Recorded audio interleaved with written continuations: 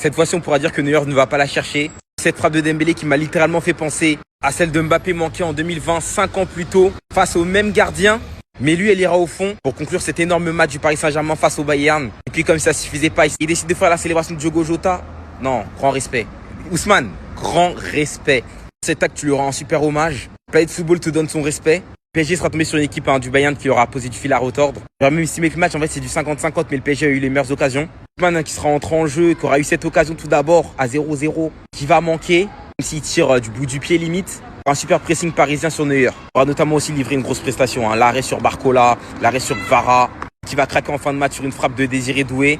Mais le match s'est pas arrêté là parce qu'on a vu 2 cartons rouges qui sont suivis de Pacho et d'Hernandez. En cas d'égalisation à ce moment-là, j'aurais pas donné cher de la peau du Paris Saint-Germain. À 9 contre 11, ça aurait été compliqué. Et derrière, sur un superbe travail d'Hakimi, va offrir la passe décisive à Ousmane Dembélé, à ces deux joueurs-là. Ils ont juste une saison énorme avec le Paris Saint-Germain. Les deux méritent le top 3 ballons d'or. PSG s'en va en demi, mais malheureusement sur ce match, on a vu la grosse blessure de Moussiala. Grosse force à lui. Et c'est terrible parce qu'il revenait de blessure. Moi, je vous l'ai déjà dit, Ousmane Ballon d'or, les gars. Respectez, s'il vous plaît.